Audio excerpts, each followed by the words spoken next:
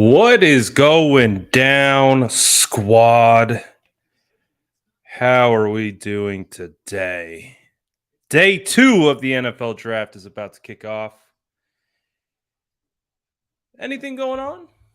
Maybe a little bit, maybe not too much. But hey, we know how it goes. Plenty of drama leading up until the draft. Plenty of news that has come out about trade compensations for what was offered for Debo Samuel last night. We have Debo Samuel all over Twitter yet again with OBJ this time. So it's never a dull moment around here.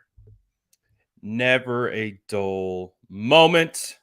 But hopefully you guys are doing well. Shout out to SDS. Drop an SDS in the chat if you're vibing. Smash that like button. All that good stuff. What's good, everyone? Literally letting the hair hang down on this one. Woo! So we'll talk about it all. I did want to do kind of like a little pre-show because I think when we're going to vibe for the draft, I didn't really want to talk about any of this other stuff, but we should address it. We should address the Debo situation. We should address the trade. It's been reported that the 49ers were offered the 10th pick from the Jets, a 5th rounder for Debo and a 2nd rounder. That's a pretty bad trade, especially if the 49ers were trying to get 2 firsts out of that. So when they try to compare it using the point system, they had it as being a better trade than what Baltimore received and a better trade than what Tennessee received. But a 10th and a 5th, the 10th overall and the 5th and a 5th rounder just for Debo straight up wouldn't get it done. That wouldn't get it done. Let alone Debo and the 2nd rounder, which would have been a 61. That's not a that's not a king ransom. I said it earlier on my Instagram page. That's like a puppy ransom. That's like, if someone took someone's puppy, we love our puppies and we're gonna do what we can to get them back, but definitely a lot different vibe than a king. A king. An entire nation bows to a king. And so clearly those things didn't add up. Hold on. Got to get my charger in. So it's been a whirlwind. So clearly Debo Samuel's going to be here for now. I'm sure you guys saw the OBJ stuff. I'm interested to see what you guys think about that. I'm very interested to see what you guys think about that. Is it just drama? Is it nothing? I'm interested. I'm very, very interested to see like your guys' perception of the Debo Samuel, Odell Beckham Jr. back and forth that they had on Twitter today. I'll pull it up here in case you didn't see it. It all started with this particular tweet right here from Odell Beckham. Now it's crystal clear. These two are probably together. Something tells me when this tweet went out, they're probably like sitting next to each other. Like, hey, bro, you should tweet this. Let's get everyone all hyped up. That's kind of what it feels like. But it's a crazy, just more Twitter fingers. They can't stop at this point. They can't stop at this point. But again, Odell says, just got the tea from 19 problems. Should I spill? And it's like, okay, what's the tea? And then you had Debo Samuel reply, Maine, stop trolling. We don't need another headline of them trying to make a story, which is hilarious in of itself. OBJ continues to go on and say, but it's really fun for the speculation and rumors just to make him. Fine, bro. I won't tell him what you just told me. Then Debo responds, "Man, go ahead, brother." Just trying to get Maine and live life. I mean, these two are trolling so hard right now. These two are trolling so hard. Like, but it's like, why? Why are we trolling now, man? Like, to me, I perceive this as like I won't be surprised. Like, think about right controlling the narrative. Right now, Debo Samuel's only leverage in this situation with the 49ers is social media. That's all he has. That's the only thing he has. Because if you look at the like legitimate contract setup, the new CBA rules, all this situation that is going into moving forward with Debo obviously not getting traded, he has no leverage. He has no leverage in regards to getting the contract he wants. The 49ers could very well have came to him and said, "Listen, we're not going to give you a contract anymore. You're now going to have to go play your final year on your rookie deal." Now that becomes drama. If the 49ers decide that after all this public toxicity that's been spread out there, again, we've talked about it before on this channel. There is a code that goes into these football players and front offices and the way they communicate about deals. You typically don't go to the public with these situations. Again, that's why we've been saying you don't go Kyler Murray, never go Kyler Murray, because if you do, you're opening up Pandora's box and it's really hard to put everything back. And I think that's kind of what this is a continuation of. It's we can't put it back in the box. So rather than trying to put it back in the box, they're just like, "Oh, keep fanning the flames." So it's an odd situation with this entire Debo Samuel thing. Obviously, as 49er fans, we're happy in the sense that Debo isn't going anywhere. Clearly, he didn't get traded. We saw AJ Brown get traded last night. We saw Hollywood Brown get traded last night. So there's a bit of a sense of calm in the sense of Debo's returning because clearly the offer that the Jets gave wasn't going to get it done. So and it doesn't appear like the 49ers are going to receive anything more than that. So that's why we all feel like, oh well, Debo Samuel's coming back now again. And you can look at my comments from the previous posts yesterday. A lot of the people that are commenting are like, "Yeah, now we're going to get a deal done. Now we're going to pay Debo. Now get Debo's bag." Now I'm just like thinking like if you were the 49ers, again, I'm interested to see what you guys think about this because if you were the San Francisco 49ers and you understand the code and whether things go the way you want them to go or not, you keep those things behind closed doors. And now that everything's out in the open, you now have it feels like Debo pitted against the front office, all these like confusing, cryptic social media things. Again, they're making fun of themselves, in my opinion, in these particular tweets. Because he's the like when you talk about root cause, Debo is the root cause that we are all talking about this. You scrub your social media, your family members are trolling too, and they get caught up in the mix. And that's how it got leaked that you wanted to get traded.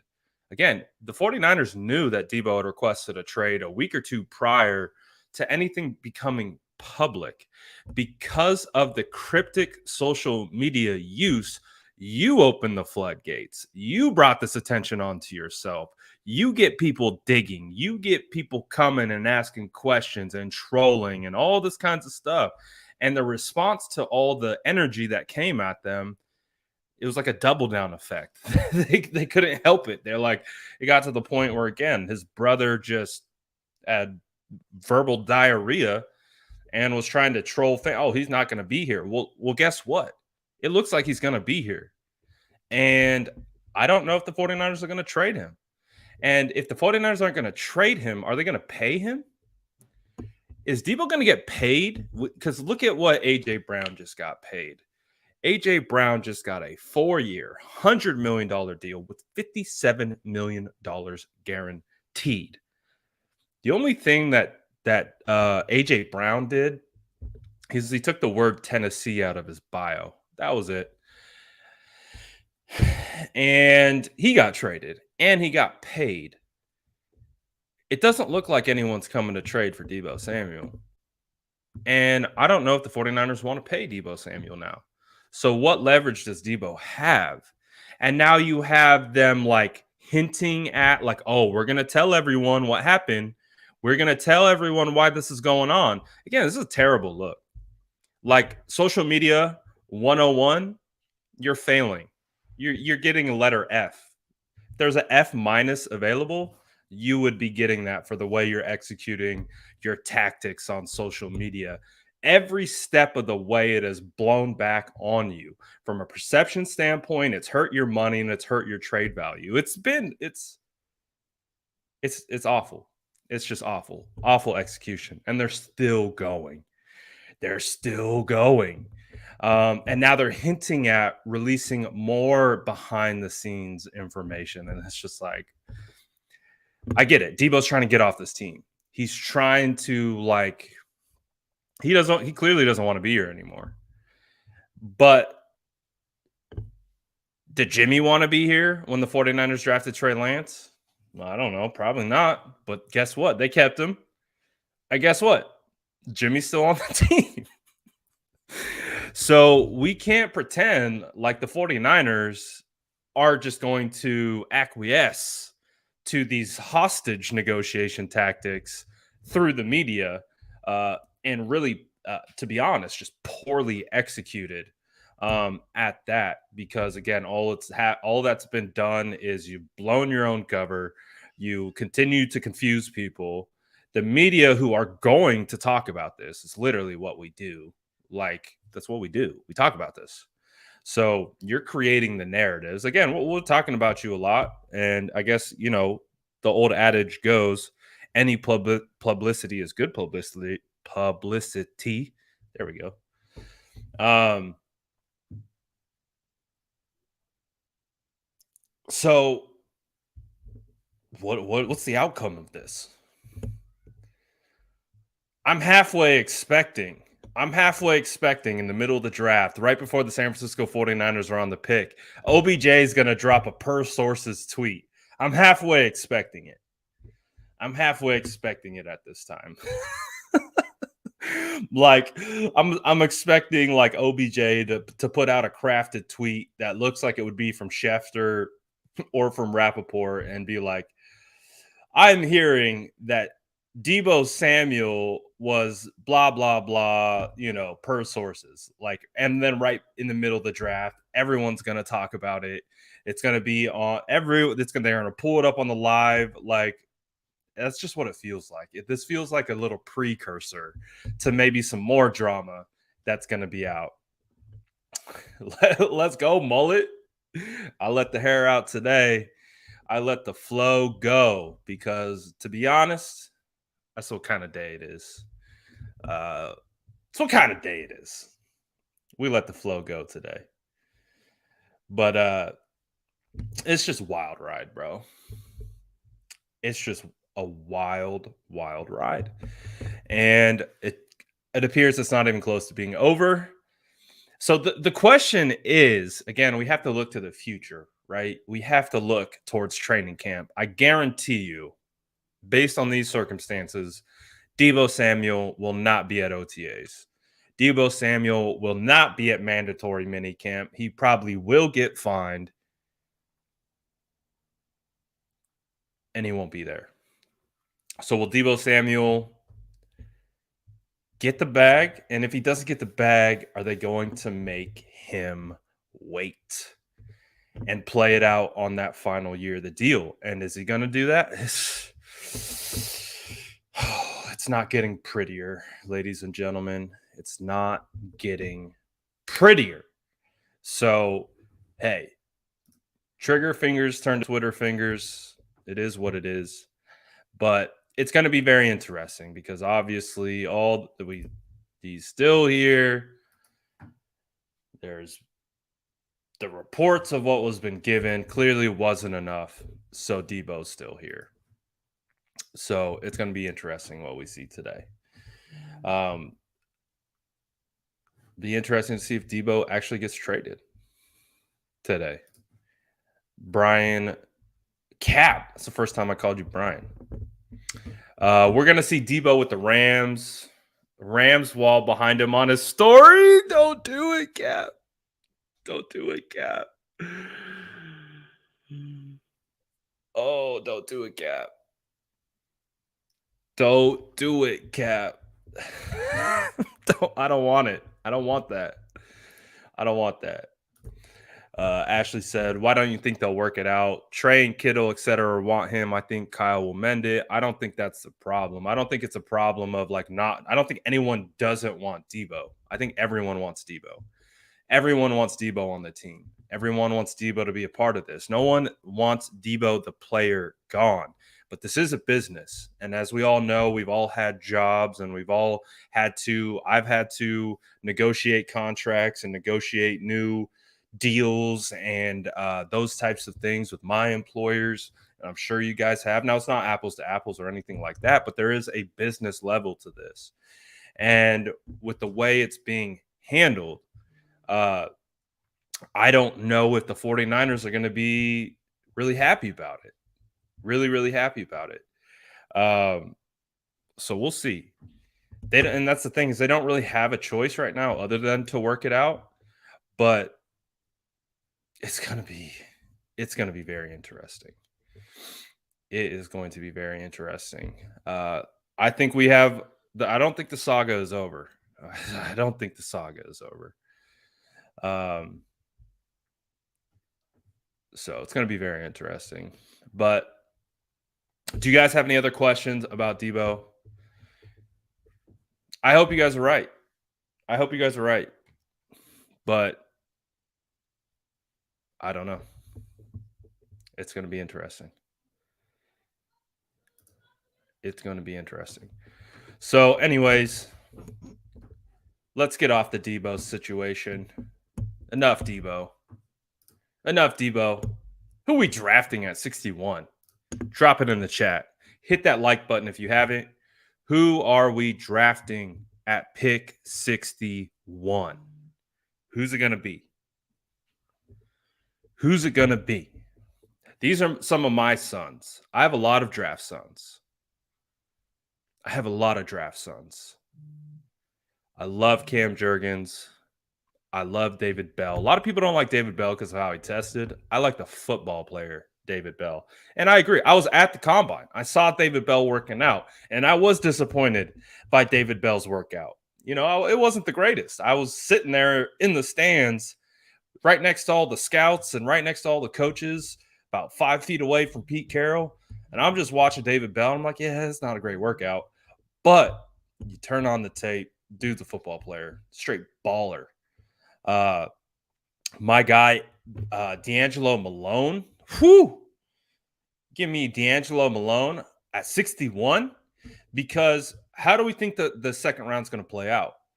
I do believe there is a situation where we're going to see those running backs go. Breece Hall, Kenneth Walker.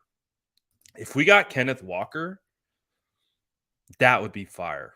I personally love Kenneth Walker as a prospect, but it's been reported that we're going to see a run on quarterbacks and we're going to see a run on running backs, which wouldn't surprise me. So I wouldn't be shocked to see Malik Willis go. I wouldn't be shocked to see Corral go. I wouldn't be shocked to see Kenneth and Breece go early. So there's a lot of picks. There's a lot of players that are going to go off the board before 61. Cam Jurgens, feel like he could be there. I'm higher on Cam Jurgens. I've always held the notion that I believe Cam Jurgens is a top 50 prospect. Obviously Cam Jurgens has been all over the rankings. I hold him in high regard. Donovan West is probably going to be a guy you'll be able to get at 61, maybe even a guy you get at 93. Um, D'Angelo Malone, I don't know if you're going to be able to get him at 93. That's the hope, potentially, that he goes that far. But maybe not. Randy says we need a DB, center, and safety. Is there potential the 49ers go maybe Nick Cross at 61? Nick Cross from Mr. Day, Abraham Lucas, who I love, I think is a phenomenal prospect. He was a guy that I fell in love with at the combine. Had no idea who he was. Literally scouted his vibe during warmups, and I was like, "Who the hell is this guy?" And really came away. Obviously, had a phenomenal workout. Went to the tape checked out. Really like Abe Lucas. Hopefully D'Angelo Malone will be there at 93, but I feel like people are going to see Brian Burns and see how successful Brian Burns was, and they're going to look at D'Angelo Malone and they're going to be like, we get some BB vibes from D'Angelo, and he might be considered a tweener, but the fact that he could play 3-4 outside linebacker, he could be a pure speed rusher in a 4-3. He could play multiple different roles. He's kind of a positionless player. He could go. I think he could be higher on boards than maybe media boards. Bebop Jones says safety. Roman says you guys want a running back at 61. I don't. I don't. I feel like you got to go trenches early as much as you can. And there are also some good running backs that you can find late. I think that's one of the cool things about this draft is there's great depth in this class. There is really good depth in this class. So at the running back position. So I think you can kick that can down the curb unless a Brees or Kenneth is available. I came on to Isaiah Spiller late. I think Isaiah Spiller would fit the 49ers offense pretty darn well. Brian says Jimmy's getting traded today. Oh boy. Oh boy. I'm very interested to see where Danny Gray goes. He's another one of my draft sons. I really came away liking him a ton in this process. He could be a day two guy, I believe, or it could be like potentially fourth or fifth. It's going to be very interesting to see how these teams value these players. I think Danny Gray is a player. Now it's going to be interesting to see where teams slot him. Kyle says, is Seattle going after Malik Willis? I would not be surprised at all. I could totally see Seattle for sure going. So Ian Rappaport is tweeting right now that there's a possibility that Baker Mayfield could be traded over the final 2 days. Now we've heard more about Baker than we have about Jimmy. I think teams understand that they could potentially trade for Jimmy on the other side of the draft.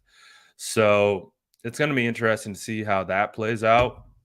Again, Cap predicted potentially getting a Jimmy trade done today. So we'll see.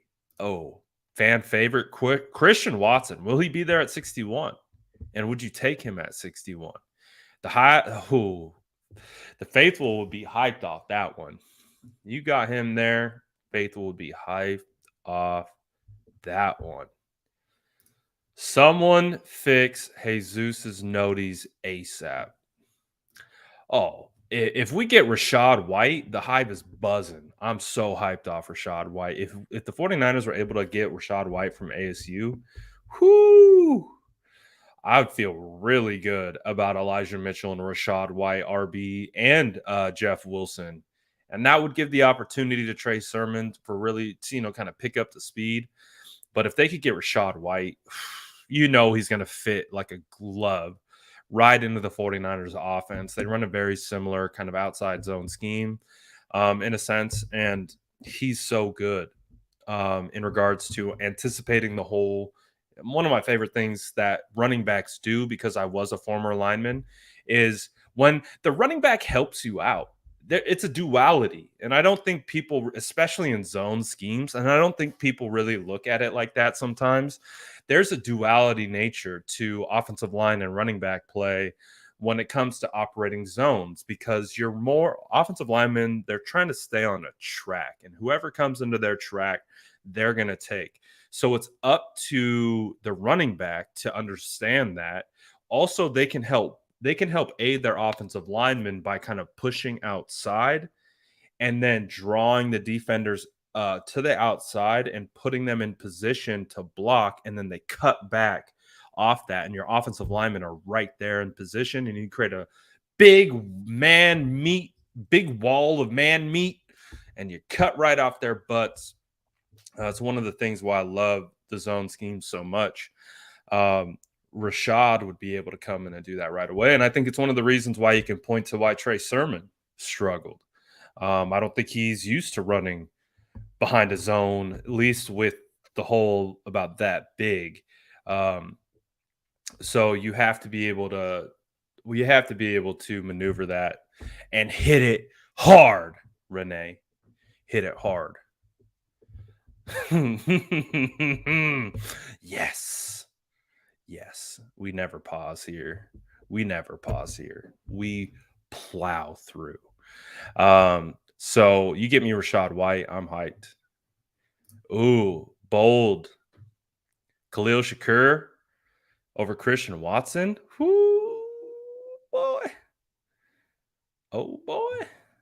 Ooh. Hey, Leo legit looks like a D lineman. He looks like he could play him at D end. I like Justin's idea. Justin had the idea. It's like, well, what if you make a tournament? He's a linebacker, but it's like, what if you put him on the D line? Like, what if you converted him? Um, he's one of those types of prospects that definitely has the kind of positionless mold. He can play linebacker and probably play linebacker at a very high level, but looks like he can also play offensive line or defensive line, meaning he could play on the edge, he could play on the interior. He's quite the athlete. He is quite the athlete. Let me see. Drop some other prospects that you guys would like to see for 61. Let's see here. Marcus Jones, I would like that. I would like Marcus Jones quite a bit. I think he's a phenomenal player. The size disadvantage actually might work to the 49ers benefit in regards to him sliding down. So just so you guys know, I actually have another live setup. Would you guys be okay with just funneling in to the other live? Would that be too much movement? Would that be too much migration for us? Because this was more to just be kind of like, I did want to touch on kind of the Debo fun before we got started, and then I kind of wanted to transition over to just a pure draft live. Would you guys be okay with just popping right over to that other one?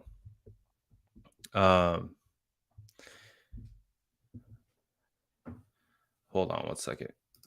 Let me see if I can make it easy for you guys. Can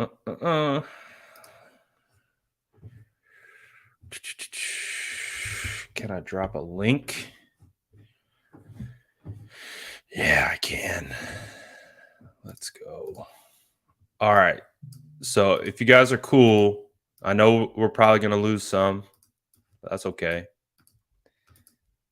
Come on, you son of a gun. Command copy. we're just gonna do migration, just a quick migration again. I did want this to be just more of a quick little hitter, and then pop on over to the new live. So I dropped the link in the chat right here. So if you guys want to, we'll all hop in and we'll all funnel into there. And then we'll get that live kicked off. And then we'll just all draft, nothing but draft. And then we'll have a little bit of live reaction to the second round. We'll see how long we last. We went live for what, 3.5 hours? Went live for 3.5 hours yesterday. I don't know if we're going to do all that, but we'll see. We will see. Randy, it will be on Facebook too. Okay, Randy. I know. I see you don't like YouTube. I see that quite a bit from you. It will be on YouTube as well. Shout out to Josh holding down the Twitch stream. I really don't think anyone ever watches the Twitch stream. Oh my goodness. All good. Oh, this is interesting. Is that true? Is that true? Interesting. All right, so let's do it. The draft's about to start. Again, I'll drop the link one more time right here. If you just want to hop over, I will bring this one down. We'll hop over into the next. While you're waiting, smash that like button, get that thing up, and then we'll just pop in and get this thing started. So I'll see you in about a minute or so. Drop into the link again right here. Hop in. You just go to the chat. You'll be able to click on it, and I'll see you guys over there in about 2 seconds. All right, guys. I'll be right back.